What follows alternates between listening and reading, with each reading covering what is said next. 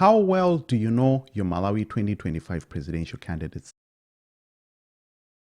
In the first part of this series, we analyze the pros and cons of Atupele Muluzi. If you haven't seen that video yet, make sure to click the link in the description below so that you don't miss anything as we continue on this journey. So, if you thought Atupele was controversial, then brace yourselves because today's subject is the most controversial of them all. He's the dark horse of Malawian politics. Some call him power hungry, others call him a genius. But what do you think about Saulos Chilima, the current vice president of Malawi? In this video, I'll follow the same format as the previous one. I'll cover what we know about his background, his life, political performance, technical skills, controversy, and popularity. Then I'll give a rating at the end based on my opinions. Also, stay tuned until the end of this video where I get to highlight some of the most interesting comments and ratings that you guys left from the previous video on Atupele. Well done, guys. You went in really hard, as you rightfully should. We should all be passionate about the future of our beautiful warm heart of Africa, Malawi. Time for SKC. Let's get right into it. My name is Brendan and this is M-Dubz Report.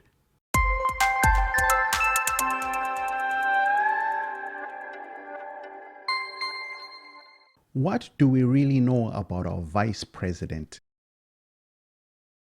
Saulos Chilima was born on February 12, 1973.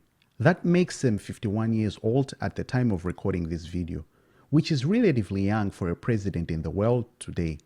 Fun fact, the youngest president that Malawi has had was Bakili Muluzi, who became president at the age of 50 in 1994.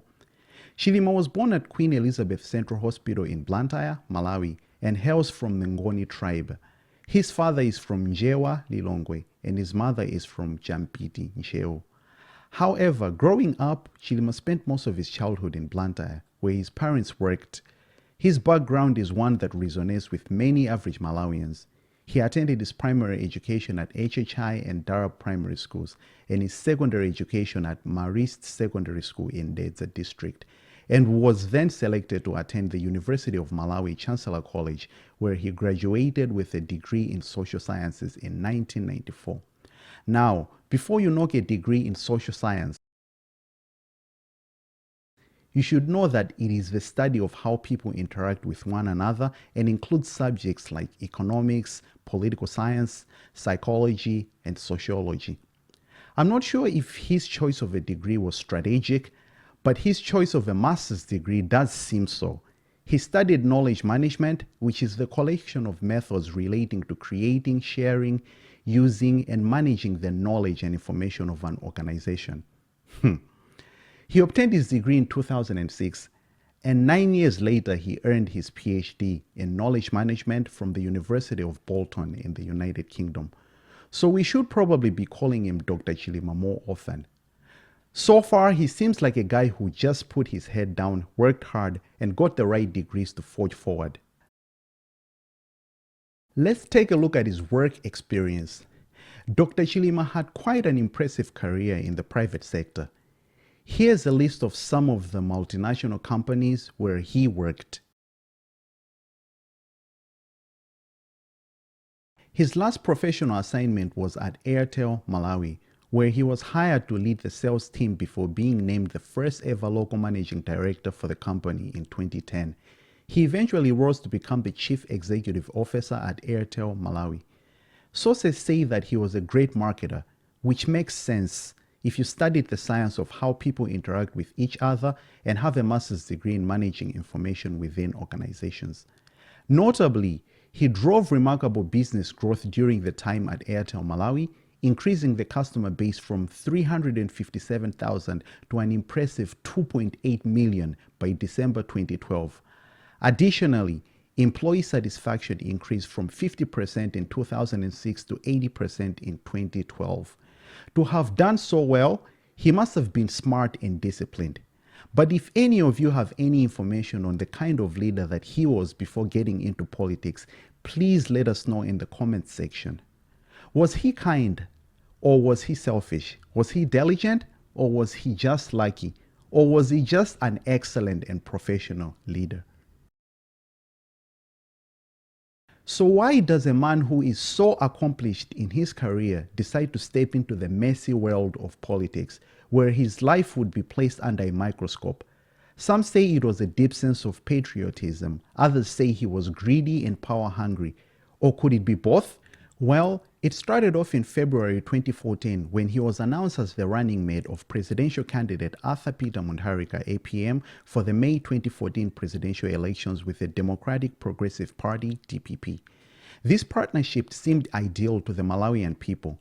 There's an impression we have of people who are not typically politicians, where we think that they will not be influenced by the corruption and dishonesty of politics. I mean, if he did well in the private sector, then of course he should do well to improve our country, right? Does that sound familiar to you guys? Anyway, APM and SKC won and Chilima assumed the role of Vice President of Malawi. As an economist and politician, it made sense that he was also appointed as Minister of Economic Planning and Development. That first attempt as VP was not a fairy tale for Chilima. To put it simply, so we don't turn this video into a soap opera, it seems that he was intimidating and seemed like a threat to the rulers of DPP. Here's a flashback from the fallout from this article. I quote, "His dramatic decision to quit the DPP has exposed the widening rift in the ruling party, which has come under heavy criticism for alleged corruption." Chilima was quoted saying, "We must give this country a new lease of life. We must clean this country. We must drain the swamp." He blamed nepotism and corruption for the country remaining one of the poorest. If we're being honest with each other, we are 6 years down the line, he's still VP, and we're still in the same place or worse. Anyway, a month later in July 2018, Chilima launched his political party, UTM, with a hope to contest in the May 2019 elections. UTM tried to merge with AFORD, PP, and Tikonze People's Movement Party to form a united opposition, but the alliance failed because they disagreed on picking the presidential running mate. So he runs for president. UTM gets over 1 million votes with approximately 20% of the overall votes.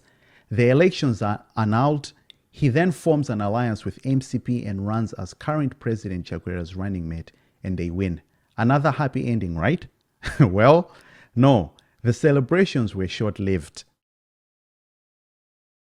At this point, UTM has banded with other political parties and is now part of the Tonse Alliance government. Or is it? As we all know, at the beginning of Chakwera's tenure, most Malawians thought that we had met our Moses and Aaron, the people that would lead us to the promised land. But according to the Catholic bishops, we have been led to Bagamayo. To be fair, Chilima started well and was enthusiastic about discipline, accountability, and good governance. I mean, he was showing up early at Parliament to mark which MPs were showing up late. While doing my research, I found several sources where he laid out initiatives that he wished or wanted or believed that he would focus on. 1. Economic development. 2. Public service delivery. 3. Agriculture transformation. Actually, there is some evidence that some of the policies being implemented by the Tonse government, like the Mega Farms initiative, were a part of Chilima's UTM manifesto for the 2019 elections. And the big one, 4. Anti-corruption measures. He said that his administration aimed to reduce corruption and enhance public trust in governance. Well, these were his intentions. However, the actions, policies, and projects that he put in place are difficult to find. Sadly, in 2022, he was arrested on allegations that he accepted money in exchange for awarding government contracts. He is accused of receiving $280,000 and other items from a Malawian British businessman, Zuneth Satar. As a consequence, he was stripped of his powers as vice president by President Lazarus Chakwera. Some say that yet again, the leadership of MCP were intimidated and set him up. Others say that he's a scapegoat and this is a political witch hunt. And others say that he is as guilty as they come. He then made a public statement challenging President Chakwera to fulfill his promise of stripping his own presidential privileges so he too would be investigated. That seemed like a direct attack. Is Saulos Chilima trying to tell us something? If you follow him on Facebook, you'll see that his media team are actively portraying an image of a stately VP who attends functions, and the silence of whether he is going to run or not in the Malawi 2025 elections is deafening. President Chakwera has explicitly said that he will run again, but this seems to be contrary to what Chilima said their agreement was. According to him, they agreed that Chakwera would step down for Chilima to assume the role of president after the first term. So will he stick with the Tonse alliance? Or will he leave them like he left DPP in 2018? Will he run alone under UTM or as part of an alliance? What are his viable options? Anyways, it's time to rate him. Please note that these are my personal ratings now, and they could possibly change over the course of the year. If you don't agree with me, let me know why in the comment section.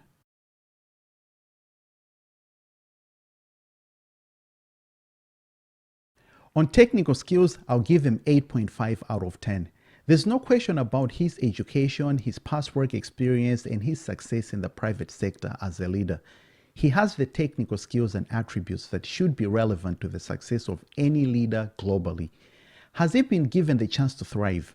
Unfortunately, technical skills alone do not make a good leader. So let's look at his political performance. I would give him 6.5 out of 10.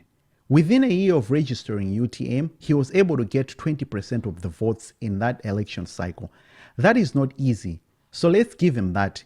He campaigned everywhere and worked very hard. UTM also focused on Malawians in the diaspora, which I like. I personally think that he should have positioned himself as the opposition to MCP, because the opposition would have been stronger than it is today, and he would have kept the current administration more accountable. He would have had an easier campaign for Malawians to vote him in as president in 2025. On the other hand, what is it about him that makes him unable to work with others? Is it arrogance? Is he power hungry? Objectively, he starts well but doesn't follow through. Controversy. What a controversial guy. I give him 4 out of 10. One may think that this is harsh, but if you look at the promises that he made to us, the anti-corruption agenda and the drive in his manifesto, let's be honest, he failed us. He came in with a lot of energy to make things better. He was saying one thing but doing another. And while some will say that 280,000 is a small amount in comparison to what others are doing, and that other government officials are involved, we are rating him as an individual and what we are expecting from him. Popularity. Chilima is more popular online and on social media platforms than on the ground. With the failure of the Tonse government and his corruption issues, his popularity has reduced quite significantly. People feel like they've been let down. He has a big mountain to climb if he is looking to turn his reputation around. That's one perspective. Another perspective is that he could get the sympathy votes. Aww. There are people who truly believe that he has been sidelined and is a scapegoat. So I give him 7 out of 10. His next move will determine a lot. That is 26 out of 40 or 6.5 out of 10. Same as the score that I gave Atupele for now. The next few months will determine a lot. Now it's up to you. Let me know your ratings in the comment section below. Speaking of comments, I'll leave you with some screenshots of some of the comments that you left under the last video. Thanks for getting involved, guys. Don't forget to like, share, and subscribe. Thank you so much. Zikomu.